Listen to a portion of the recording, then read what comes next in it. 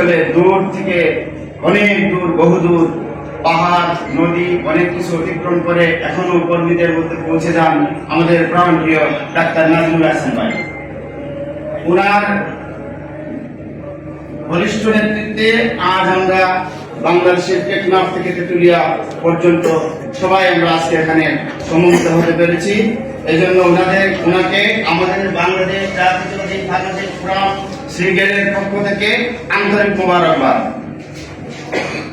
আগামীতে ওনার এই নেতৃত্বে আমরা বাংলাদেশের প্রত্যন্ত অঞ্চল থেকে সমস্ত ফার্মাসিস্টদেরকে জাতীয়তাবাদী ছায়াতলে নিয়ে আসার জন্য আমরা রাজপথে লড়ে যাব এবং আমাদের সভাপতি সাহেবের উত্থাপনকৃত 8 দফা দাবি নিয়ে আমরা যেখানে যেতে হয়, বাংলার যে অফিসে, যে আদালতে, বাংলাদেশের সর্বোচ্চ পর্যায়ে যেখানে যেতে হয়, বাংলাদেশের জাতীয়তাবাদী ফার্মাসিস্ট ফোরামের সদস্যবৃন্দ এবং কেন্দ্রীয় কমিটির সবাই মিলে আমরা অবশ্যই আমাদের দাবি নিয়ে দাঁড়িয়ে করে আমাদের দাবি আদায় করে ছাড়বো ইনশাআল্লাহ। বলতে চাই, মাঠ পর্যায়ে আমরা পরিচালনা করে থাকি। আমরা জানি বাংলাদেশের মানুষ কতটা স্বাস্থ্য সেবা থেকে বঞ্চিত। এই ফ্যাসিলিটি সরকার 15 বছরে বিগত স্বাস্থ্য মন্ত্রণালয়টাকে করে দিয়েছিল।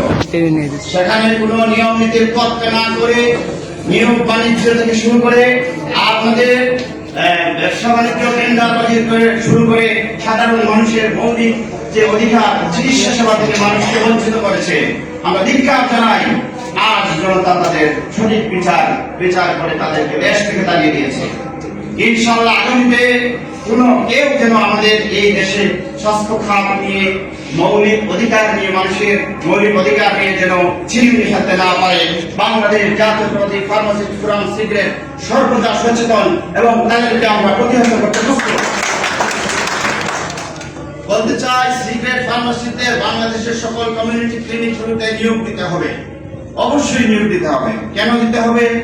যখন একজন লোক অসুস্থ হয়, আমি ফার্মাসিতে বসে আছি, আমাকে এসে বলতেছে, ডাক্তার সাহেব আমি তো কালকে রাত্রে ঘুমাতে পারিনি, আমার অবস্থা সিরিয়াস, কি করবেন পরে? আমি তাকে প্রাথমিক চিকিৎসা দিয়ে বাড়িতে পাঠিয়ে দিয়েছি, আশ্বস্ত করে দিয়েছি। বেশি সিরিয়াস হলে তাকে আমি হাসপাতালে রেফার করে দিয়েছি। প্রথম যে ঝাপটা মোকাবেলা করতে হয়, সিগারেট ফার্মাসি, পল্লী চিকিৎসক, কমিউনিটি যে আমরা যারা স্বাস্থ্য সেবা দিয়ে থাকি, প্রথম চর্চাটা আমাদের ঘরেই যায়।